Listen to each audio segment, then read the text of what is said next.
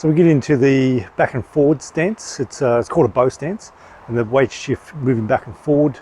We're doing a few phases because this is probably one of the trickiest parts of Tai Chi. You get this right, then all the arm movement flows, the spine moves really well. You're able to sink and you're able to keep your knees safe and get your knees stronger than ever. If this part starts to go a bit awry, that's when some knee issues can come. So we've got a lot of development we've been doing so far to make sure that doesn't happen. So start off, we want the stance. So the stance has a width and also a length as well. So the width of the stance, usually in Tai Chi, is about 2 fists. So 2 fists between, so your own fists between your feet. The length of the stance then is how far you step forward or step back. So for example, I've got the 2 fists here already. So I'm going to open my left foot so it's 90 degrees out to the side here. This foot's going this way. Then I step with the same width, so I'm not going to step when I step closer to this foot. I'm going to keep my foot on this line, for example here, which is my 2 fist. And I just put some weight into this leg and I just step out on the heel. So as I've stepped here, I haven't added extra. So I've stepped and I can draw this foot in again. So it's like you've stepped on ice and you're just stepping out. It's like, oh, can I put my weight here or not? And it's like, no, I can't.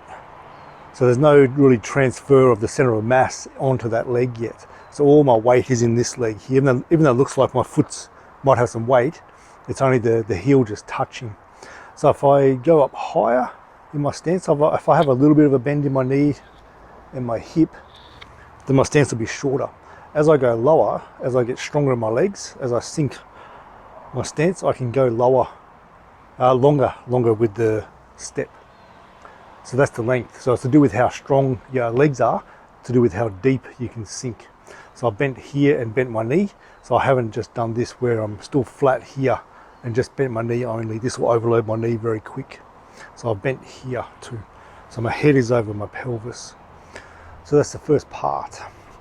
So checking first, you've got the 2 fists. So gradually your body gets used to knowing without you having to look. But when you first start, you've got to look and just test this first.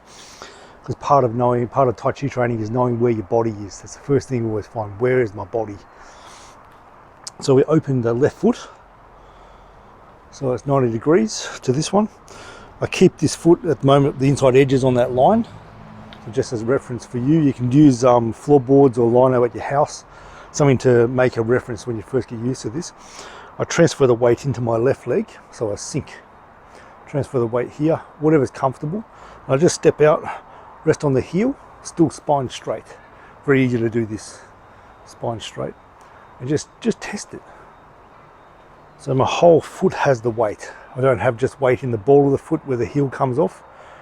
The whole foot, the tripod, like in the quad squats, that's got that weight. So we're testing there. Then from here I push my weight forward and I slide that heel back just a touch. So I push the heel back. So I've got about 60 degree angle now. Before it was 90, now I've got about 60 degrees. 45 is too much for people's flexibility when they first start. So I want that about 60 degrees here. So my back leg is straight. And I just want you to just focus of your hands on your hips. And you're just pushing your weight from front leg to back leg. And you're sitting in both the hips here, in the kwa on both sides. I push forward, push back. So this, as I push with this foot, transfers the weight forward, and as I push with this foot, transfers the weight back. Just get used to that first. So we're not turning the body just yet. We're just getting used to weight shift. And the spine staying level, or the head staying level. So with this, it's very easy in the middle, rise up and then sink, rise up and sink. We don't want that. If it looks like you're on the ocean, then no, we keep the same level. This trains the tendons very well in the legs, keeps the pressure in the legs too. So while we're doing this, we'll go and have a look at the turn of the body. So I want your body to be 45 degrees here. So my hip bones are at 45 degrees. So 90 degrees here. My zipper area, 45. So I just push the weight forward and my body just stays at the 45 for now. Okay, so I'm not too turned here, like I'm facing this way, and I'm not turned facing directly forward. I'm 45. I'm just shifting the weight with this orientation here. Spine staying level. And yes, your legs might hurt. This is good. Feel that worked. Shouldn't be sharp pain though. Okay, so have a bit of a rest for a second.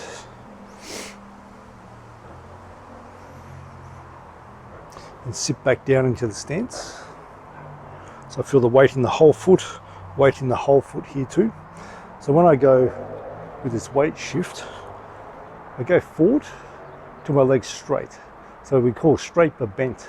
So what that means is the leg's straight but it's not 100% straight yet. So if I lock it out, it's there. So that's my leg being tight and tense. It's totally 100% straight. We don't go that far. So we push till it's straight, but you could lock it out more. So we want that, so they call straight but bent, which will really be about the knee in line with the toe here, straight down. So that's the bow step. When I push back, I go till I feel 60% weight, 40% weight. So this means this knee is still bent. So very easy to lock this out when you first start. So the knee stays bent. It keeps the pressure in the pelvis and the legs better. This here, the alignment starts to go. So we push forward till the leg goes straight but bent. Push back till you feel that 60-40. And how to feel that, find 50-50. So your weight's even on both feet, still straight with the body. And I just push back 10%, 60-40. Push forward till the leg's straight. Push back, 60-40. Just this alone is a really good workout in Tai Chi. If you don't have much time, just doing the legs in this way.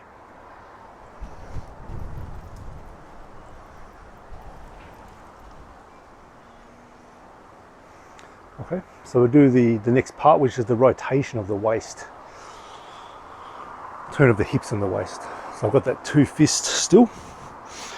I'm got my hips 45 degrees, sitting in both the quad here. So I'm bending both legs. If I don't sit properly in the front quad, it looks like that. So it's straight here, but it's bent here. So I bend here, it makes my spine vertical. And if I don't sit properly here, it looks like this. So I'm kind of bent, but it's straight here. This is very common, this position. So I sit in here. So my pelvis, my head's over my pelvis. And the best position you feel like it really pressurizes the legs, like the quads get really pressurized and worked. That's the best one. So from here, 45 degrees, I push with the foot. So I push, that push turns my waist until it's almost straight ahead. So if I was fully turned, it would be there facing you. It's too much stress on the knee. So we go a little bit off center, maybe 10, 15 degrees off center. Then I push with this leg and it turns my hips just to that 45. So I don't want more. I don't want to still be facing front. 45, I push. As soon as I push, it starts turning my hips. I'm just off center here. That's fully turned. I'm just off center. I push, and that turns the waist back to here, and I'll sit. The way to get a really good sit in this position, because often the body wants to do this, the pelvis is too far over this side, is sit back into your stance as if you sat back into this back corner any further, you'd fall back. So I keep sitting back, and I'd fall if I went back any further. So it shows you just how far you need to sit back. There. And we just run that for a few reps. The head's still staying the same height.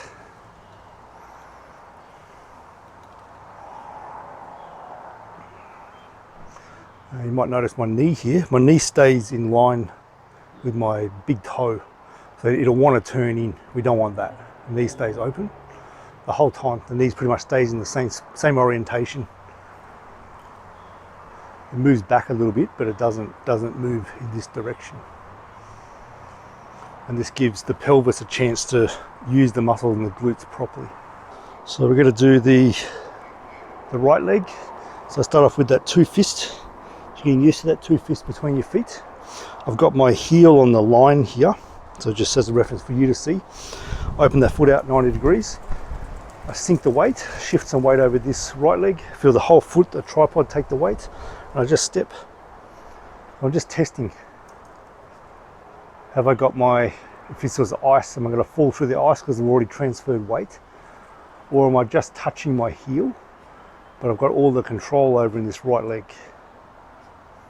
So we want that first. That gives you the length of your step. So again, if I was stronger and I sunk lower, my stance could be longer, and I can still draw that in. And if my leg isn't as bent, the stance is naturally shorter. So that's the length of the stance, and I have that 2 fist between my feet here.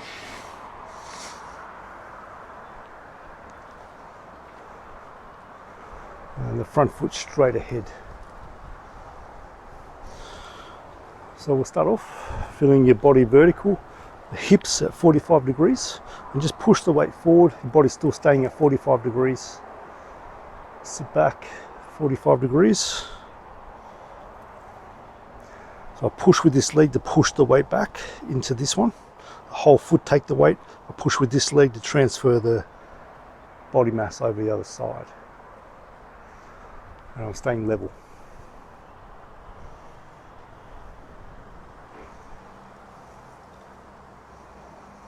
Okay, so we'll go into this position here. So we want to check the weight. So the knee's staying off lock here.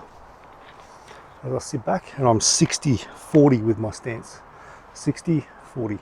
Just find 50-50, so we feel where that is. And I push back 10%. So still bent, not locking that leg out. Sitting in both the quad, so my spine is vertical, and I feel my weight sink through my feet. Then I push again. Staying at that 45, and just feeling that weight shift. Stop there, 60-40, not 70, not 80%, 60-40. And I go till that leg straight, but not locked out.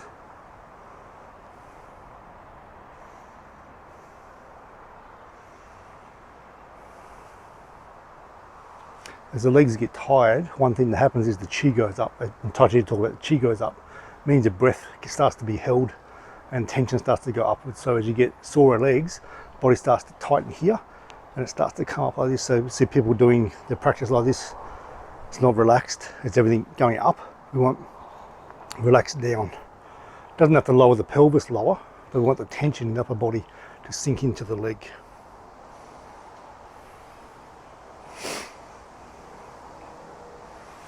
Okay, so we'll do the turn.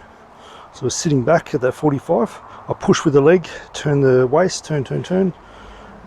Just offset, about 10 degrees. That's fully turned to you, but we're not quite going there.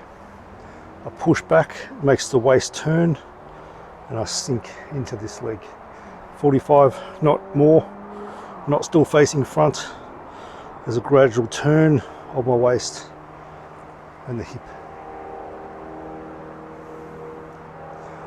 This is the motion with the legs and the body that makes all the movements flow really well, makes it look graceful. It's the leg motion, the weight shift and the stepping that makes Tai Chi look graceful. So the more smooth, stronger legs you can get, the better the arm movements become, the more relaxed you can be. Looks like you're swimming on the land.